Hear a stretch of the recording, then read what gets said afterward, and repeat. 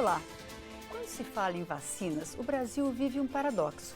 Enquanto, de acordo com a Organização Pan-Americana de Saúde, mais de 2 milhões de crianças estão subvacinadas ou não vacinadas contra sarampo, rubéola, cachumba e 1 milhão não recebeu nenhuma dose contra difteria, tétano, coqueluche e hepatite B, os brasileiros se mobilizam para ampliar o acesso a novos imunizantes. Em apenas uma plataforma de abaixo-assinados, foram 16 petições nesse sentido. Por que o Brasil deixou de ser um modelo de vacinação? Quais as perspectivas de recuperação e as propostas do parlamento para apoiar esse processo? Essas são algumas das questões que o Câmara Debate vai discutir agora, com os deputados Geraldo Rezende, médico do PSDB do Mato Grosso do Sul, e Dorinaldo Malafaia, enfermeiro do PDT do Amapá.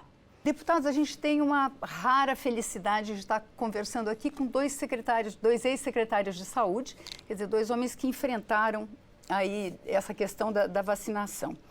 O Brasil era um país que tinha índices altíssimos de vacinação até 2015, né? 95%, 97%. E agora, segundo a Unicef, a gente está em 74% de vacinação nessas questões, nessas vacinas fundamentais. Eu queria saber, na opinião dos senhores, por que isso aconteceu? Tem uma razão só? Tem mais de uma razão? Deputado Geraldo, o senhor podia começar, por favor? Primeiro, porque eu entendo que hoje há um movimento mundial do chamado anti-vacinas. E esse movimento ganhou um espaço muito forte nas mídias sociais, com materiais que, infelizmente, pegam as pessoas incautas, aqueles desprovidos de terem realmente uma compreensão maior do que a importância das vacinas, e faz com que muitos deles tenham medo de levar suas crianças ao processo de imunização. O Brasil já foi exemplo para o mundo todo no processo de imunização. O nosso PNI é um modelo que todos os países do mundo tentam reproduzir.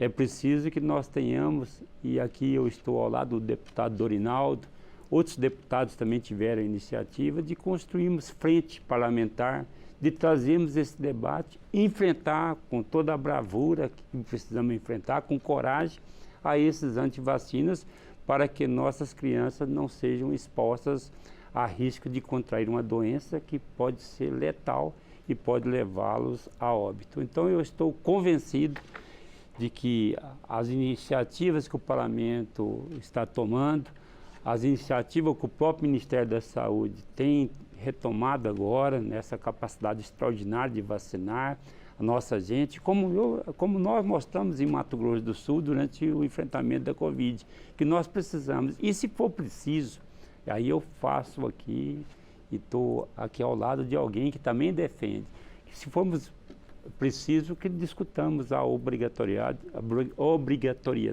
e aqui a gente enfrentar esse debate, fazendo com que as crianças com até 11 anos possam ser vacinadas obrigatoriamente no nosso país, através de legislação que nós possamos fornecer aqui no Congresso Nacional.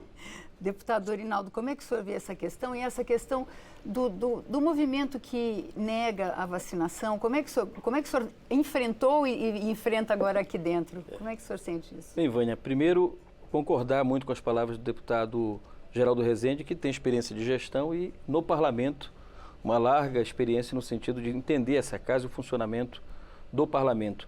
Mas tem uma diferença, é o paradoxo que você disse para nós aqui, o paradoxo de viver um momento onde nós temos uma queda abrupta da cobertura vacinal, o paradoxo de ter o retorno de sarampo, a possibilidade de poliomielite. Morreram 6 mil mulheres não vacinadas pela questão do HPV. No ano, por ano, essa é a média. Certo? Então você tem uma contradição, porque é esse paradoxo que nós estamos vivendo, que o Geraldo já informou aqui. Nós estamos combatendo um inimigo que é o inimigo da desinformação, que é o movimento antivacina, que é sobretudo um movimento político internacional, né, que se manifesta das mais diversas formas, alguns por questões naturalistas, outras religiosas, outras extremamente baseadas na desinformação. O que tem que estar claro para todos nós é que algumas substâncias foram muito importantes para a nossa longevidade. Por exemplo, a própria vacina, o antibiótico, a água tratada, né? São ferramentas que foram produzidas, que foram, né, pela ciência, né, melhoradas, e que fez com que a gente tivesse a possibilidade de ter mais qualidade de vida. E hoje a gente enfrenta esse paradoxo. Para mim foi muito difícil, né, porque eu venho exatamente da profissão de enfermeiro, como secretário de saúde, depois na pandemia coordenei o Centro de Operações de Emergência no meu estado. Agora imagina você no estado da Amazônia, né, com dificuldades logísticas que são muito grandes, tendo que enfrentar um movimento negacionista no início da pandemia. É muito difícil. Então, ou seja, tem um desafio posto para a gente, é como elucidar e como fazer com que a população tenha mais adesão às campanhas vacinais. Então, essa era a minha pergunta. Tem como combater essa desinformação? Quer dizer, está faltando uma campanha que fale mais de perto com a população, que explique por que isso está errado, por que vacina não faz mal, por que vacina evita a morte? Está faltando isso? Olha, nós estamos num processo de recuperação. Nós passamos 4 anos onde o governo anterior fazia questão de desarticular. O Programa Nacional de Imunização foi desarticulado, os fóruns de debate da saúde foram desarticulados, a saúde da família foi desarticulada. Na própria pandemia nós tivemos esse caos, que não foi um problema dos técnicos, foi um problema de condução política. A pandemia não se enfrenta só com a possibilidade ou com a técnica, né? Mas se enfrenta sobretudo sobre a decisão política de um governo. Então, o que nós estamos fazendo hoje é exatamente tentando recuperar essa credibilidade, levando à população exatamente um debate da segurança das vacinas. Agora, claro que esse campo não está aberto, não é um espaço aberto. Nós estamos debatendo com o movimento, e o movimento antivacina se postula, é fake news toda hora, né? São informações completamente falsas que circulam de maneira muito rápida. Então, há, na minha opinião, um movimento por parte do governo que também é interessante. O Ministério da Saúde tem feito um esforço de retomar campanhas vacinais, recuperar a cobertura vacinal no país. Então, acho que esse é um caminho interessante. Deputado Geraldo, o senhor, a gente estava lhe relembrando aqui, o Mato Grosso do Sul ficou na frente na campanha de vacinação de Covid por 8 meses. Né? Foi um estado que liderou a vacinação. Num estado que a gente conhece que tem dificuldades logísticas, quer dizer, também existe um problema material da dificuldade de ampliar a vacinação? É possível vencer essa dificuldade? No Mato Grosso do Sul, nós conseguimos fazer com que houvesse uma convergência, construímos uma unidade. Mesmo sendo um estado muito conservador, um estado onde nós tivemos que enfrentar e enfrentamos com bravura os antivacina, aqueles que teimavam em não seguir as orientações das autoridades sanitárias, e olha que nosso estado, felizmente, é pródigo em produzir grandes especialistas que nos asseguraram a boa condução. Nós tivemos a participação do governo como um todo. Busquei a sociedade civil, busquei as entidades representativas do setor da indústria, do setor do comércio, fui buscar as Forças Armadas, fui buscar as Forças de Segurança Pública, e apesar da dificuldade da logística, que me parece muito similar ao que acontece lá no norte do país, onde o deputado Dorinaldo representa, que é o Amapá. E a gente conseguiu, com a equipe coesa, fazer esse enfrentamento. Nós tivemos, e eu gosto de dizer que se tivesse de repetir tudo que nós fizemos lá, eu repetiria. Eu tenho orgulho quando as pessoas se referenciam a nós como alguém que pôde contribuir muito para salvar muitas vidas. Mas nós tivemos a felicidade de construirmos, apesar de divergências com vários setores, uma unidade que infelizmente faltou ao governo central, e faltou aqui esse direcionamento. O direcionamento, inclusive, que muitas vezes questionado por nós, que éramos secretários de saúde, através da nossa entidade, que era o CONAS, e que faltou, de fato, durante todo o encaminhamento do enfrentamento da Covid, essa forma de agir, buscando todos os setores e conversando e convergindo para aquilo que era fundamental, vacinar a nossa gente num tempo curto. As vacinas chegavam e nós tínhamos montado um verdadeiro QG de guerra, que essas vacinas chegavam na madrugada, nós as distribuímos até início da manhã para vacinar mais perto, da cidade mais perto, na capital e nas cidades ao entorno da capital. E fizemos uma pactuação que a vacina tinha de chegar em qualquer localidade do estado no prazo máximo de 12 horas. E conseguimos essa proeza quando demorava no passado até uma semana para poder entregar a vacina em algumas cidades mais distantes. E principalmente num estado que tem uma região pantaneira, que tem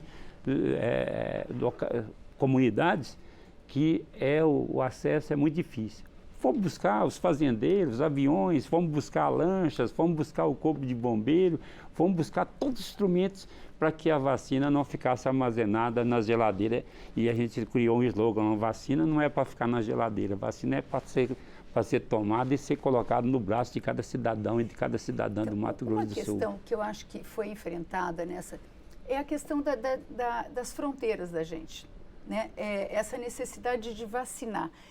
Vocês enfrentaram essa questão de vacinar também vizinhos, países vizinhos, né? Eu tinha...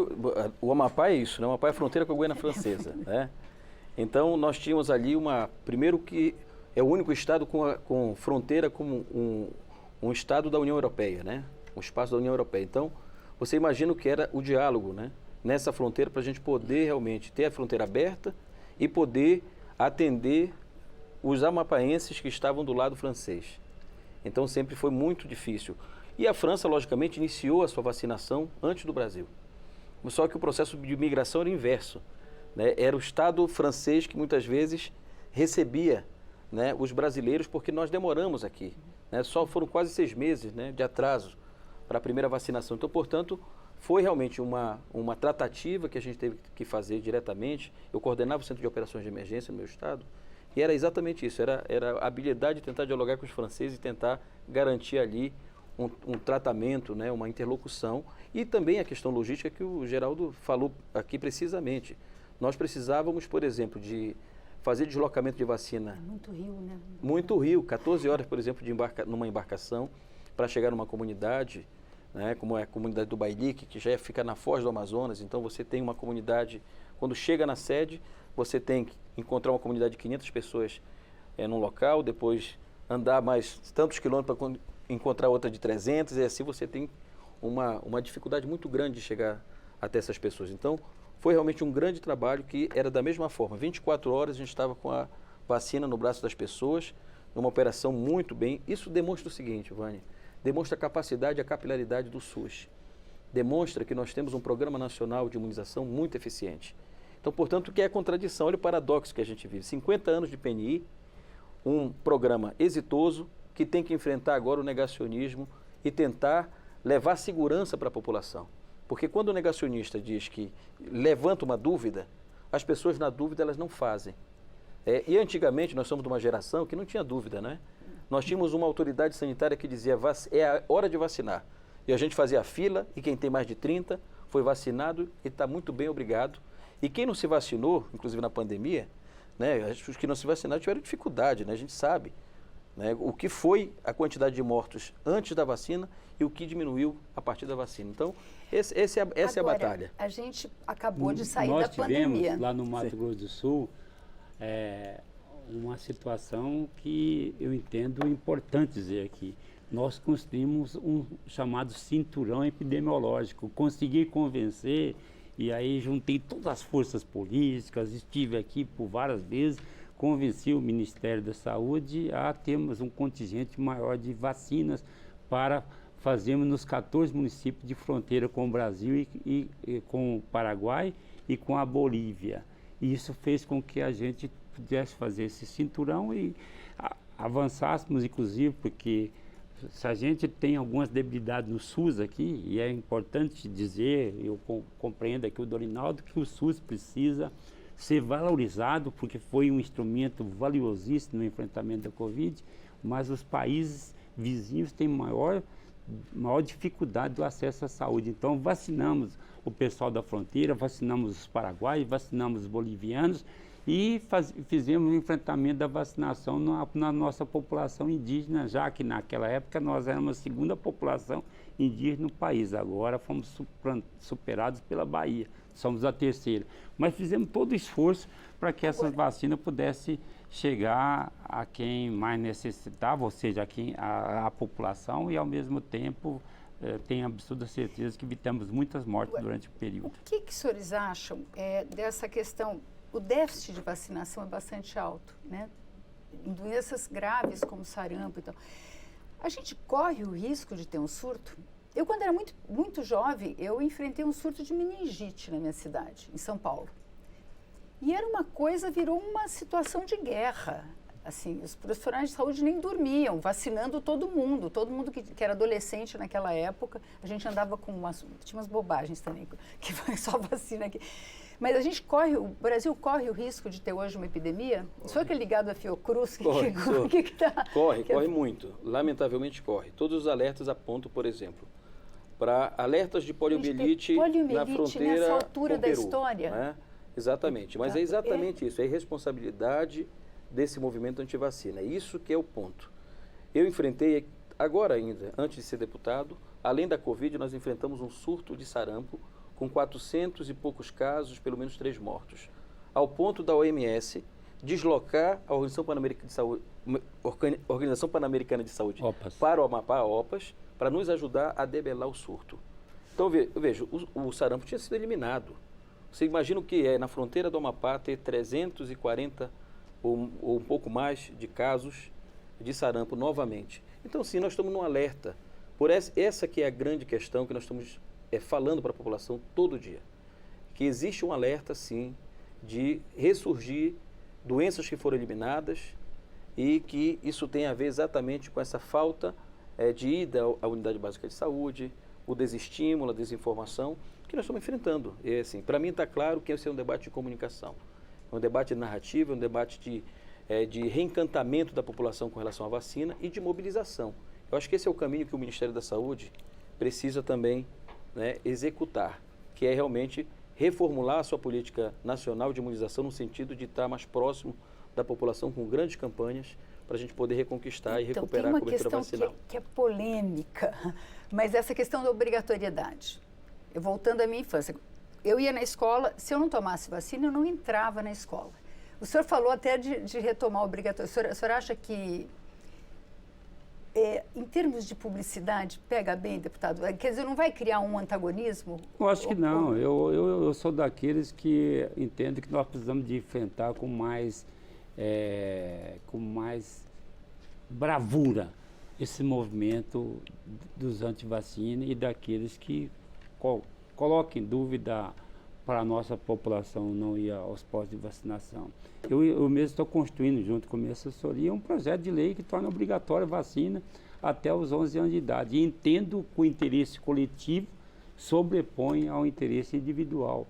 E que mesmo que a autoridade no lar da pessoa, que é direcionado aos pais, se elas forem reticentes, que o governo, através de medidas coercitivas, leve essas crianças a vacinarem, porque o interesse da vida da criança, conforme estatui o próprio ECA, é mais importante do que a vontade dos pais. Eu sei que vai ser um debate polêmico, já temos a sociedade, infelizmente, dividida no país. Há, como o deputado Dorinaldo já colocou, há um viés ideológico nessa questão, há um viés de pessoas que hoje, por várias situações, defendem a não vacinação, mas nós precisamos de fazer com toda a coragem que aqueles que ajudaram a construir o SUS, que ajudaram a construir esse processo tão maravilhoso que é o PNI, aqui no Brasil, que nós devemos que fazer. Eu acho que o Ministério está fazendo a sua parte, tem feito levantamentos, tem inclusive discutido variações no calendário. Eu vi há poucos dias denunciando um calendário diferenciado para a região norte, eu entendo que a gente precisa de usar um instrumento valioso, que é a comunicação, e que, infelizmente, o governo central, nos 4 anos que se passou, negou a fazer qualquer processo de comunicação com a nossa gente. A gente está terminando o programa, eu não queria deixar de tratar de um assunto. Essas petições que existem para a incorporação de novas vacinas. Eu tomei uma vacina recentemente que só tem na rede particular, é paga. E tem muita requisição nesse sentido. As vacinas novas, com tecnologias muito avançadas, que sejam incorporadas pelo SUS. Dá para fazer isso? Acredito o SUS tem recursos para isso? Olha, eu acredito que dá para incorporar. Tem sentido. Eu vou te dar um exemplo aqui de uma das críticas sobre as etapas, né? As fases, por exemplo, de preparação e preparação de uma vacina. Hoje, inclusive, eu vi muito debate sobre isso, de que, por exemplo, as vacinas da Covid não tinham passado por todas as etapas, até a terceira etapa, que não é verdade. A Anvisa só libera a vacina nesse país se passar por todas as etapas farmacológicas da Conitec e, portanto, a partir disso, você está habilitado a colocá-la no mercado. Né? Então, acho que a questão, por exemplo, da vacina iniciativa privada, ela tem que ser complementar. Né? Tem que ser complementar e com responsabilidades, inclusive, de quem aplica. Mas, logicamente, sobre a coordenação do PNI. Então, acho que nós temos que democratizar isso e temos que abrir, por exemplo, alternativas de vacinação. Nós temos que procurar isso que o Rezende estava falando sobre a questão do calendário vacinal, da Covid incorporado ao calendário vacinal, da rotina. Eu acho que é uma necessidade. Né?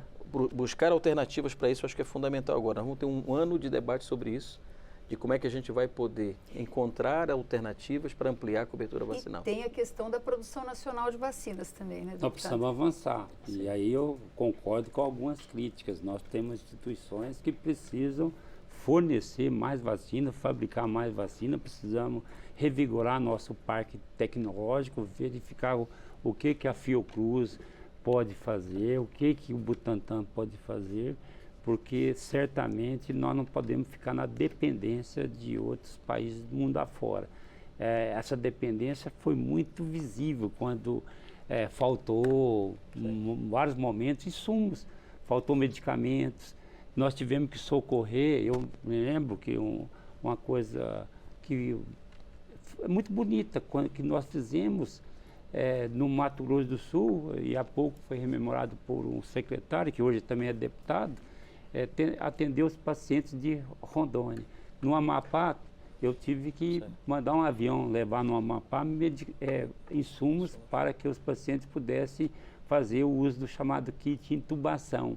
Mas por quê? Porque naquele momento faltou, porque nós ficávamos dependentes muito da China, e o país que produz quase todos os insumos na área de saúde. Nós precisamos de discutir isso, logicamente todos os países vão fazer, e criarmos as nossas próprias condições para que nós tenhamos aqui um parque tecnológico que possa fornecer a grande maioria das vacinas que hoje estão disponibilizadas. E novas vacinas, assim que estiverem no mercado, que a gente possa incorporá-las, logicamente, verificando como fazê-las dentro do SUS, porque algumas são muito caras, R$600 uma vacina, como a vacina meningocócica B, que hoje só tem na rede particular. A de herpes zoster também, R$1.500. Herpes zoster, que acomete mais pessoas idosas, né? E a gente precisa de verificar, e hoje é um clamor. Agora, uma das coisas que quando a gente incorpora uma vacina que também era muito cara,